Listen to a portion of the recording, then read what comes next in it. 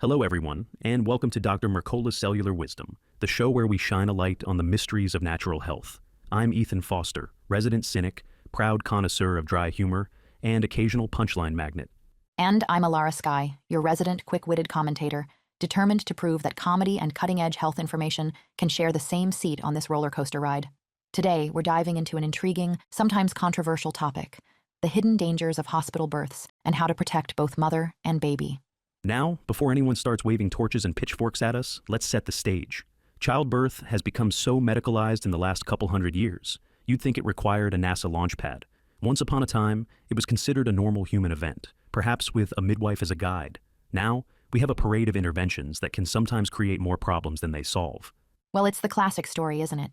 Life event goes corporate, becomes an industry, and next thing you know, you've got more technology than you know what to do with. Some interventions are absolutely life-saving, but we're looking at the times they're used excessively, turning natural childbirth into a complicated chain of, oops, that created a new problem, better fix it with yet another intervention. Sort of like getting a haircut and then discovering 100 new products the salon insists you absolutely need. So let's roll back the clock to when midwives ruled the roost. Historically, midwives were the go-to folks for childbirth. They were pillars of their community. They even took on roles like herbalist, nurse, veterinarian, ever the Swiss Army knife of caretakers. Then, in the late 1700s and 1800s, doctors got in on the action. I can picture the big pitch. Hello, dear families. If we doctors handle your deliveries, you'll trust us for everything else, too. We'll be your best buddies and your best paying customers. Precisely. A Harvard professor argued doctors should attend births because, hey, if you can guide a mother through childbirth, you'll have her loyalty for life. This gave rise to the medicalization of birth.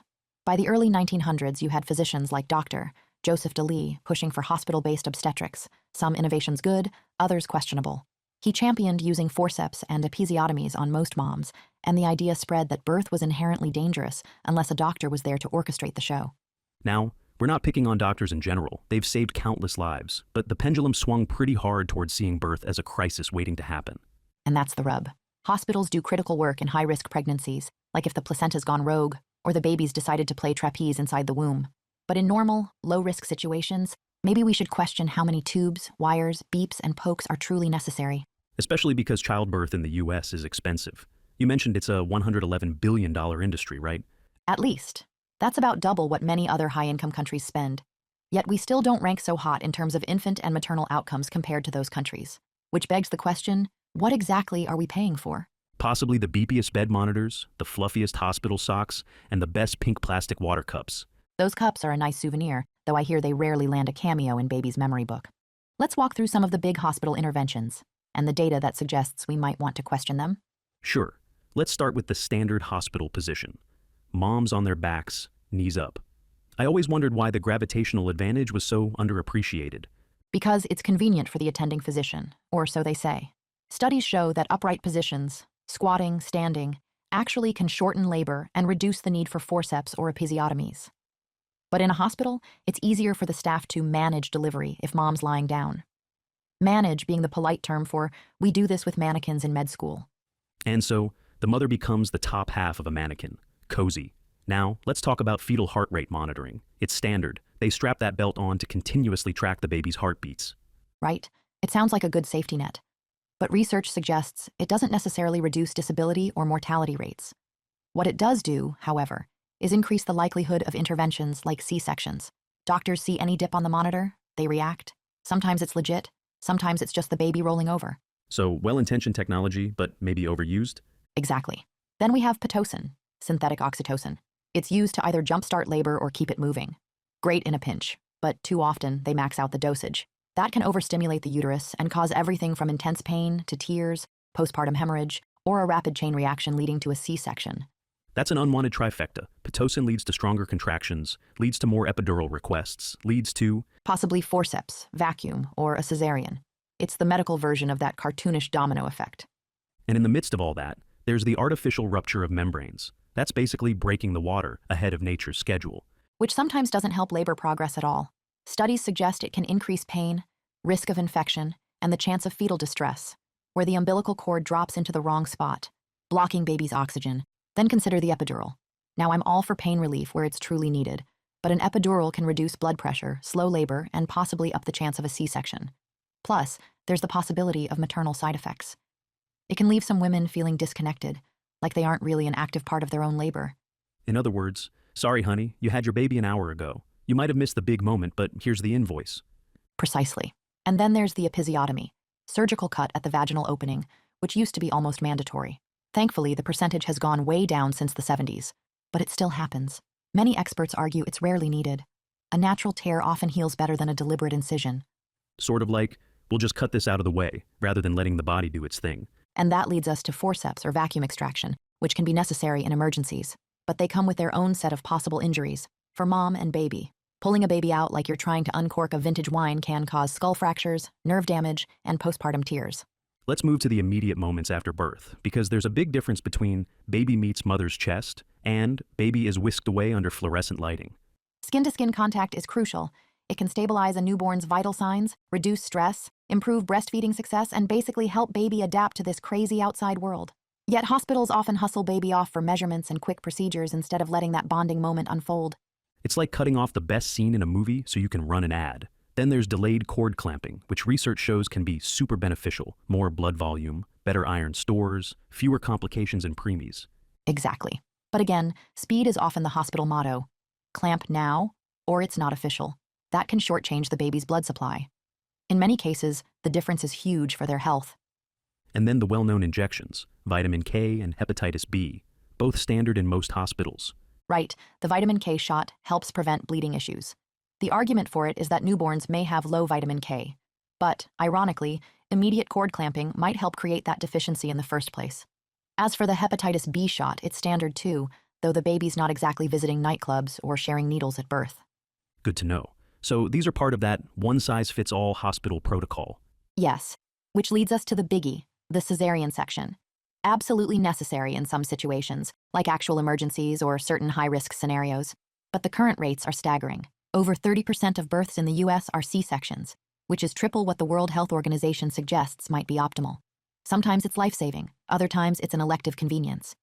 I've heard it's suspicious that C-section rates go up right before shift changes. That's a known phenomenon. Doctors gotta get home for dinner, so the failure to progress might be declared a little too quickly. And that surgery can create complications for both mom and baby, more postpartum recovery issues, possible scarring that complicates future pregnancies, higher risk of infant respiratory difficulties, and a higher risk of allergies or autoimmune disorders. All right, so that's the standard medical lineup. Let's pivot to something more natural, like home birth or midwife-led birth centers. Indeed. Low-risk pregnancies sometimes thrive in those setups. You get fewer unnecessary interventions, more time with your caregiver, a more relaxed environment, and immediate skin-to-skin, delayed cord clamping. No one's rushing you. But if a complication arises, you want a plan to head to a hospital, because some emergencies can't be resolved in a living room with essential oils and good intentions alone. The key is knowledge, right? Because childbirth can be the most empowering experience of your life, but it can also be a stressful ride. You want to know your options in advance, weigh the pros and cons, and keep open lines of communication with whichever medical professionals are on your team. Precisely. Nothing kills a birthing glow faster than that deer-in-headlights feeling when an obstetrician casually says, "We're going to rupture your membranes now," and you had no idea that was even on the menu. If you know in advance what interventions they might push, and you're clear on your own birth plan, then at least you can have a sane conversation. That's why many women now bring doulas or midwives, even if they're giving birth in a hospital. It's like having a personal coach to say, "Hey doc, can we hold off on that Pitocin just a bit and see if labor progresses naturally?" Exactly. And get yourself a supportive partner or friend in the room. You do not want someone who freaks out at the first sign of a contraction or tries to hijack your wishes. You need calm energy in that space, someone who's championing what you want. And if you're planning a home birth or birth center, do it responsibly. Find an experienced midwife. Have backup plans. It's not a scenic route for everyone. If you have a high-risk condition or complications, the hospital might be the safer bet. Right. Some common risk factors that might require hospital-level intervention include a misplaced placenta, significant unexpected bleeding, breech presentations that won't budge, multiple births, or certain maternal health issues. And just like anything else, you might want an ultrasound or two to confirm baby's position before the big day, but that's also a personal decision. Some folks do minimal scans, others get them regularly. It all depends on your comfort level. The biggest takeaway is that childbirth doesn't have to be purely a medical event or purely a hippy-dippy campfire sing-along. It can be a balanced experience that respects the biology of birth while integrating modern medicine responsibly. Well said. So, if I summarize, overly medicalizing birth can sometimes create more problems. Certain interventions like continuous fetal monitoring, Pitocin, epidurals, episiotomies, and forced pushing all carry risks. Skin-to-skin contact, delayed cord clamping, and gentle transitions for the baby are often beneficial, but can be overlooked if the hospital is set on speed. Exactly. Meanwhile, if you're in a low-risk pregnancy, exploring midwife care or home birth could spare you from the avalanche of interventions, but you still need that safety net. Good midwives and doulas typically have protocols for transferring you if trouble arises.